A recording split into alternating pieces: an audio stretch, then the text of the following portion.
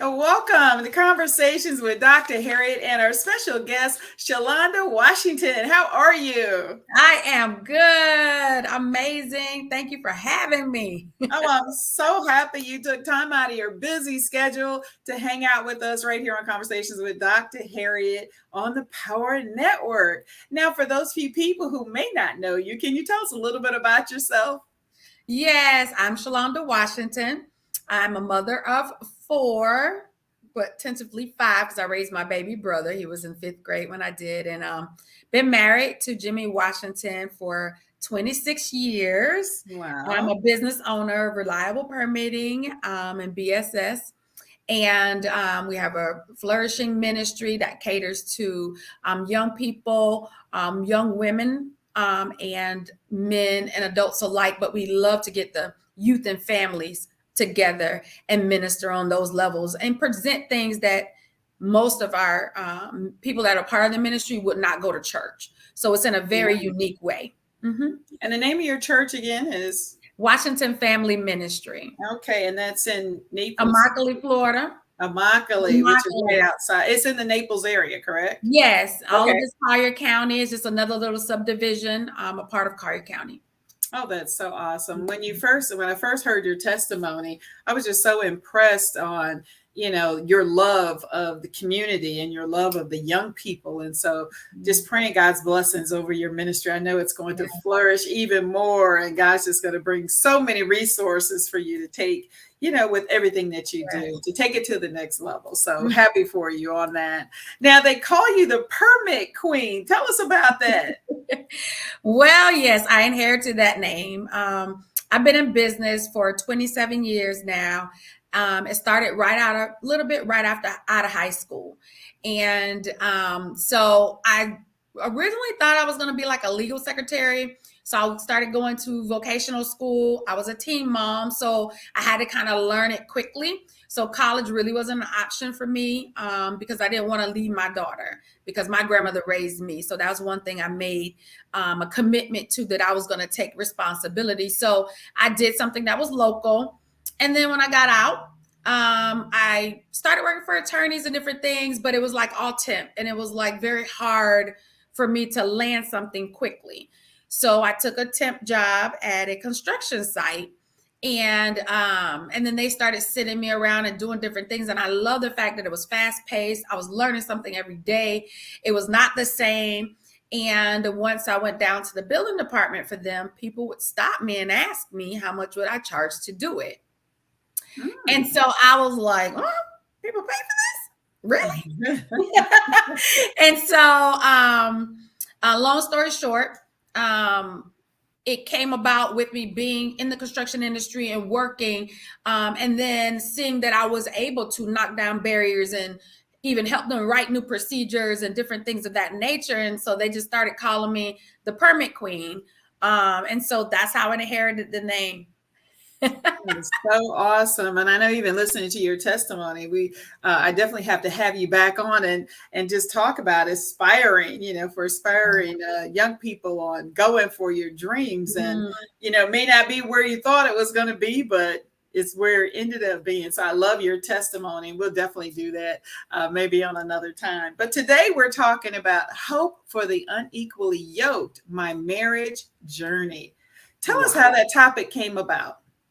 Well, as I was just pondering, like my story and what it would be, and what did I feel like in those times where, well, let me just start here. In my me and my husband, when we met, when we did decide to get married, neither one of us were saved in church or doing any of that. And so it just hit us like, well, should we go see a preacher or something, or go to a church or something? And he was like, okay, cool. Right. So I only knew of one church where my mom, because my grandmother raised me, and my mom was always in and out of prison, and she was addicted to crack and heroin really bad. And so, but when she would go to jail, she'd get out, she'd really be, on fire for God. And so she took me to this one church one time with her. So that was the only one I could remember. And so I said, well, let's go to that one. And we went there, met the pastor, and he started the counseling right away. Okay. And so with the counseling, he asked us both Well, first of all, when we first walked in, he knew my husband. And I was like, wait a minute, a preacher, that kind of thing, right? So they began to talk a little bit. And then all of a sudden, so the pastor, okay, let's get to it. I just want to know where you guys are in your faith and where you are in your relationship with God. And so my husband instantly says, I know the Lord and the Lord knows me. And I'm like, what? It's the same guy, Y'all sisters, we got to get better, right? We'd be about married folks, don't know everything about them, right?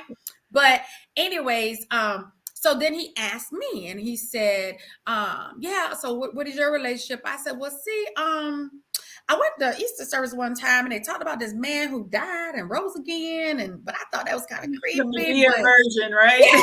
I'm like, I'm trying to skate around, because I wanted to have an answer, right? And he says, well, it's okay. He says, well, let me tell you this.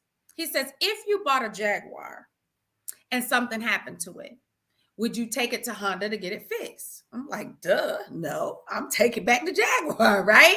He said, exactly. Christ instituted marriage and family.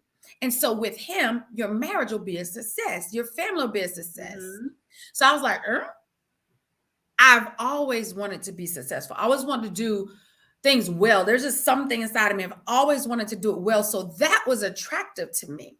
Mm-hmm. It wasn't the fact about the death, the burial, resurrection, which that is very important. Don't get me wrong. But my point that I'm trying to make is that God knows what to do, what to say, how to get to you. He will take whatever measure it is. So if it had to be success, I'm going to get it with success. So I said, I want it. He said, okay, all you got to do is repeat after me. And you can be sure today, from this day forward, that you know who Christ is. You have a relationship. I said, okay. So I repeated. I didn't know what I was saying, but I meant it because I wanted the success. Right. And so we left after the counseling, all of that. I left saved, and my husband did it. Wow. Wow. That started it. Then, girl, I was on fire. Like, it was like, wow. Now, I didn't look at it different and feeling different. I'm totally never been church, never been in church, never did. You know what I'm saying? So this was like, okay, what did I just do? But I was excited about the success that's supposed to come, right? So from that point, I started going to church. I started, trying to get involved or kind of seeing something, right? And then prior to that, I was always in the nightclubs, like Monday through Sunday. Like, I was in them, right? Because I love to dance. I love to dance. And so when those weekends came around, during the week it was okay because I had a job and stuff and I had my kids. But girl, I called the pastor and said, Rev, is the church open on Friday night? Is it open on Saturday?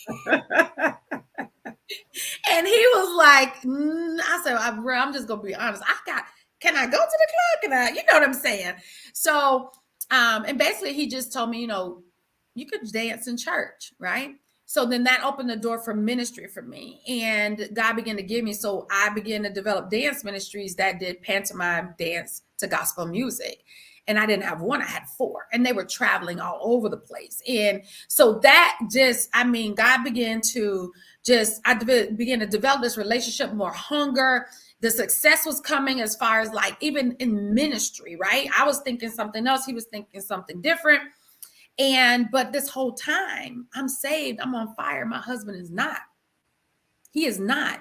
And it was a struggle. It was hard because I was a new believer. I didn't have the tools to know scripture, what I could do, what I couldn't. I was just focused on this new thing that I found. And whatever it said, I needed to follow because I want everything I do to be a success. And if this is the answer, I want it. So that is how I began my journey of the unequally yoked. Right. Wow. So continuing on with the story, what happened next? Well, so after that all happened, I'm in ministry, I'm gung-ho. My husband, on the other hand, is like, whoa, I didn't sign up for this. Who is this woman that you know, because that wasn't how we came together. That's not how we saw ourselves. You know, that wasn't our dream for our marriage and our relationship. And we were really close and all of that. But it began to separate us because the things that he was doing that we used to do together, I no longer had a desire for. Right. I didn't want to do those things. And so I had to learn how do I do this? So naturally, it was like he was lacking. I felt like I was not in anything, you know, I was just have this commitment, you know, to vows that I made. And so finally I'm like, God, I start reading the Bible on what my role is, what his role is. And I'm just like, okay, God, then maybe I made a wrong choice. Maybe he's the wrong one. Maybe I did this out of my own. And I just said, okay, Lord, just let. And then my husband began to be very unfaithful. I mean, over and over and over again. I never have been a woman who had low self-esteem. Like I always just wanted to do better because the way my life was as a young person, right? I always said, I'm going to do better. I got to do better. Right. And so I had to always talk to myself. I had to always encourage myself, even as a small child. And so I just said, okay, God, I made a mistake. Me and you, we got this. Just let me get out of this. And I'll wait for the man you got for me. Okay, just I'm sorry. You know, God, we could do this. And girl, I tried to get out the marriage. I'm talking about I paid 3 attorneys. At one point, during this time, that's when I get my baby brother. He was in the 5th grade. My stepdad had passed away because my mom did eventually get married, and she stayed clean for like 10 years. She had my baby brother, but then my stepdad passes away. And then my mom relapses because she don't know what to do. She don't know how to handle. And so at this time, I'm old enough to get my baby brother so that he doesn't have to go through a lot of things I went through. So while I got these 3 attorneys working on this divorce thing, girl, and every time I'm what? Okay, you ain't moving fast enough. Maybe I need to go, you know, because now I'm looking at the word and I'm saying like, this is a way out. This is what he's done. So maybe this is what, you know, I don't know. I didn't have enough tools. So then I said, okay, I'm just going to move out then. These attorneys ain't moving. You know, it's obviously we're unequally yoked. This is not going to work. I go get an apartment. The people knew me. Oh yeah, we're going to put you in everything. And everything was done. Everything was signed. And then after I got ready to go to give me the keys, whatever, they said, oh, there's only one thing. It's just that, do you have legal paperwork to have your brother? And I'm like, what? Y'all know me. Why is y'all asking me this? Another door shut.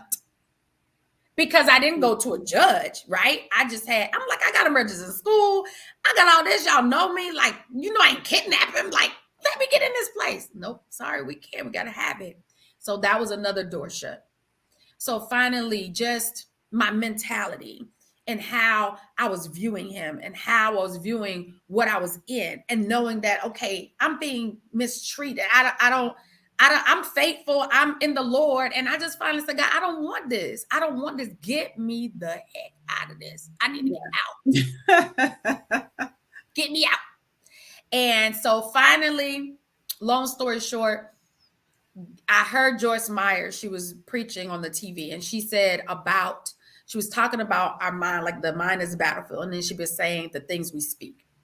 So she started saying she was giving her experience with things in her life and how she began to just speak, even though it wasn't that way. Again, I'm a new believer, right? So I may be about this time, maybe 4 years, 5 years into it at this point. So she's saying, you know, you speak things even though it's not right. So girl, with tears in my eyes running down the road, I've been like, we have a good relationship and I want to be around him, man. Encouraging yourself. Yes. And then I said, Lord, you're going to have to help me because I cannot see this. You're going to have to give me a different frame to put him in. And I began to say, okay. So I said, well, I need to find a name for him. So it came out My King Man.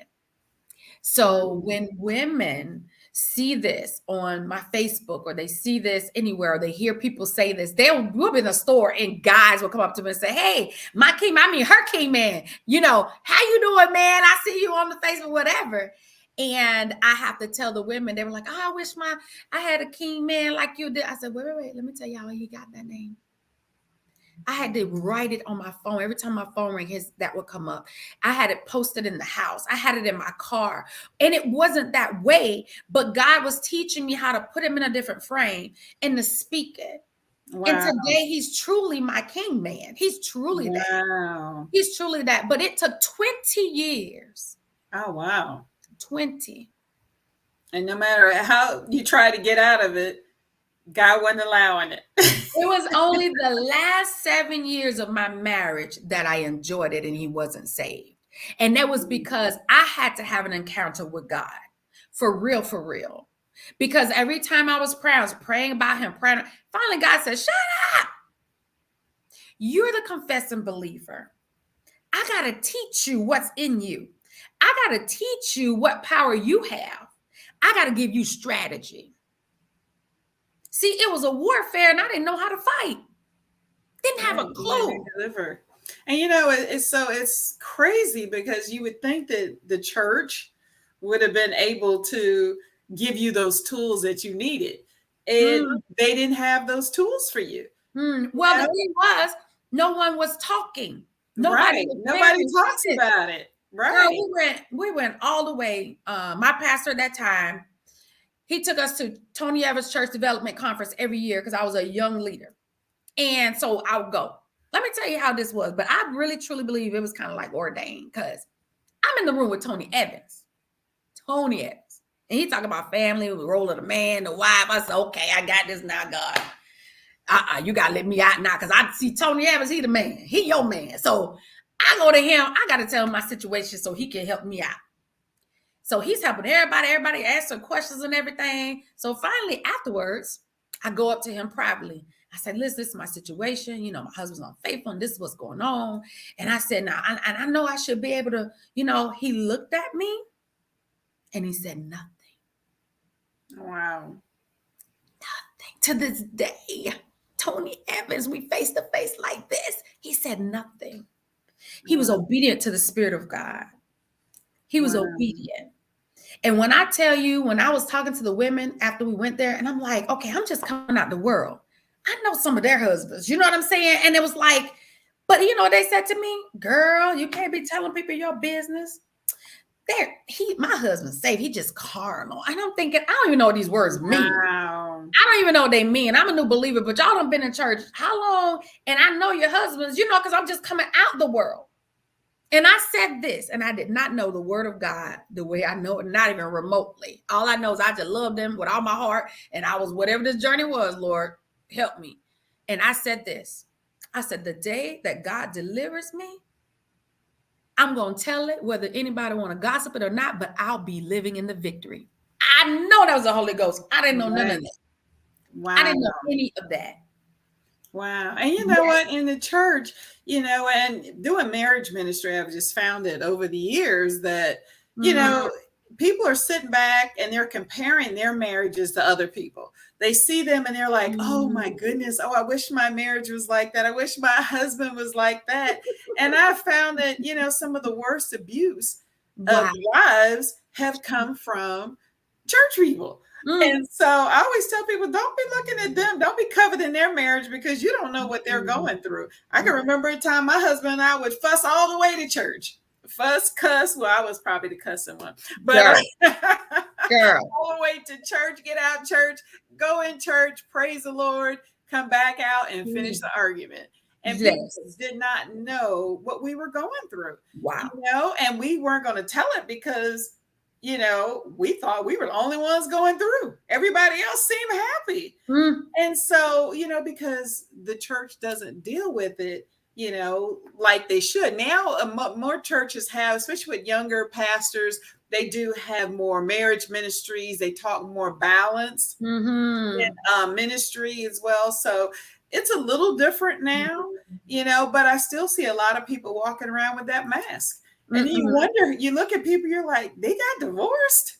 How Wow. did that happen? I thought they were the happiest people. They look so happy and Wow. they were going through, but again, nobody wants to talk about it because they Mm. feel like they're the only ones going through. And so definitely understand what you're saying. And then and then women a lot of times are like, well, that's how they are because that's what they were taught. Yes, and that is Yeah. okay because every man does that. Every man, Right. you're not the first one that happened to. Girl, Yeah. get So you over shouldn't it. even feel bad about it because it's happening to other people. What? And this is how people are Yeah. dying inside. Yeah. Dying inside. Yeah. And that when God said to me, now this particular day, this was the turning point for me. This is the turning point. I was in my bed, 3 o'clock in the morning. My phone calls me. My husband's not home because he was going out, he's doing all his stuff, right? I answer the phone and I'm hearing a conversation with him and the other female the whole time. Wow. At that point, I said, okay, God, I'm done. You're God. You allow this phone to call me. I'm in my bed. I already know, he's doing this stuff. What is this? Like, I'm not a doormat. I'm supposed to be your daughter. I'm supposed to be your princess. I belong to you. This hurts me. I just got real and raw with God. And I said, I'm done. Girl, I screamed from the top of my lungs. That thing was like a dagger in my stomach. You understand what I'm saying? Yeah. And I was like, God, I am all my babies. They ran in the room. And y'all kneeled down around the bed. Like, Mama was, I couldn't even talk, girl. I was through. I grabbed my Bible. I said, Lord, you better talk and you better talk quick because I am done. I am done. I was so done. And he kept saying, what do you want? And I said, I want out. All I can hear him say is, what do you want? I want out of this. Kick me out. And then finally he said, what do you want? And I broke down and I said, I want my marriage. I just don't want it like this. He said, all right, let's do the work. When I looked down at my Bible, it was at 1 Corinthians chapter 7, verse 14. I had never read it before. Wow. And when it stated that the believing wife, it was in the ESV version. So it said the believing wife. Every other version said the believing husband. But this thing was a rhema word for me, girl. So I said, what? Girl, I said, what? But I said, so read the scripture. Tell us the scripture for those who. It was 1 Corinthians Okay. chapter 7, verse 14 in the ESV version. Right. Because it starts out saying the believing wife. Right. Sanctifies the unbelieving husband. And then it starts saying all the things that happen to the kids. And I'm thinking, woo. Wow. Girl, I started wiping my tears. Okay. So this ain't got nothing to do with him, Lord. Okay now. Then he started giving me strategy. So now I'm all calm. I'm like, okay, God. And that was the first time I had really was able to get something like, and I think that's one of the things we do. We're so ashamed of what we're in that we forget that God sees it. He just wants you to invite him in this thing. See, I didn't know how to get that vulnerable. That was the first time ever, and God said, okay, thank you for the invite.